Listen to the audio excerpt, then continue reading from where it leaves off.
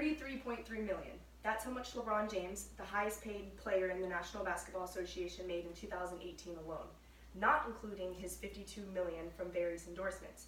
This totals LeBron's salary at $85.3 million. On the other hand, the Women's National Basketball Association limits a player's salary to a mere $110,000. Jakar Sampson, the lowest paid NBA player, still makes $391,836 more than the highest paid WNBA player. Let that sink in. Pretty unfair, right? Women work and train just as hard as their male counterparts, yet they do not receive the same pay grade. My thesis is that professional female athletes should be paid the same as male athletes in the same sport. We will compare the differences in pay between male and female athletes. Then we will discuss how equal marketing strategies should be implemented. Lastly, we will discuss the change that needs to be made. In his 2019 article, Female Athletes Should Receive More Praise, Jordan Mickle states, in 2001, both Sparks and the Lakers clinched their leagues together, leading a sweep in both men and women's professional basketball. They boast a 462 to 299 record and 3 championships, but where is their reward? The Sparks put in the same amount of blood, sweat, and tears to earn the championship. However, it was overshadowed by the Los Angeles Lakers. They did not receive equal pay for their work. Seems discouraging, right? Many WNBA players such as Liz Cambridge, Kelsey Plum, Skylar Dickens-Smith, and Brittany Griever have voiced their concern about the pay difference between their fellow male counterparts. However, this debate does not rest only with the NBA and WNBA.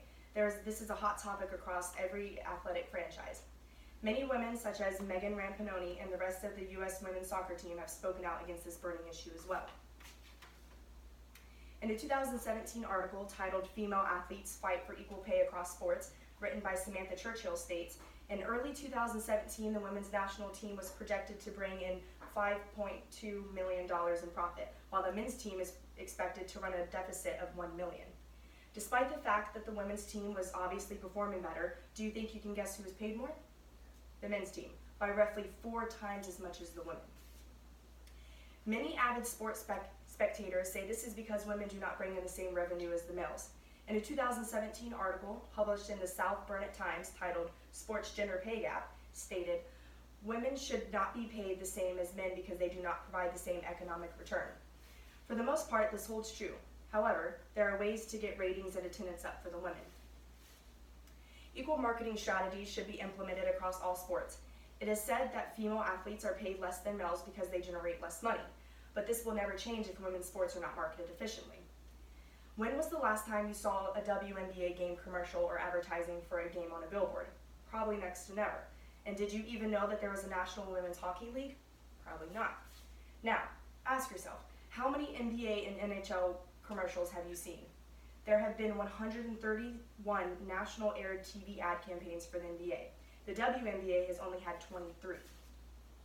In her 2014 article, Why Do Fans Ignore Women's Pro Sports?, Shira Springer states, many fans believe female athletes lack the skill, speed, strength, and overall entertainment value that males display. And women's pro sports are partially to blame for this perception, as they originally marketed their players as more role models than great athletes. Many fans believe this because they have no other reason not to. Women's sports are not marketed in their favor. If fans could turn on the TV and see a WNBA or NWHL commercial or ads for the game, they would want to attend. In March, the women's team filed a gender discrimination lawsuit against the U.S. Soccer. They argued that the women's team is not marketed or promoted as much as the men, which leads to lower attendance and merchandise sales.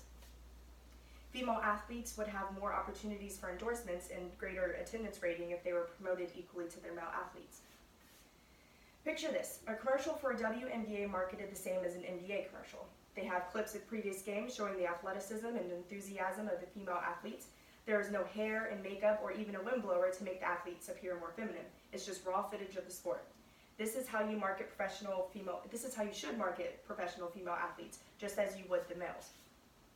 Now imagine that you are on the U.S. women's soccer team. You just won the 2015 World Cup, but you were paid a quarter of what the men earned despite earning $20 million more than they did that year. Wouldn't you want to fight for what you earned, or at least receive something equal to the males' earnings? With equal and better marketing strategies, women's sports would gain greater exposure. This exposure would lead to higher attendance ratings, thus bringing in more revenue. Even though female athletes are paid significantly less than their male counterparts, possibly rebranding their image and improving marketing and promotions would eventually give them the opportunity to have equal pay. These women play the same sport and put in the same blood, sweat, tears, and time as the males. It's time that they get paid for it.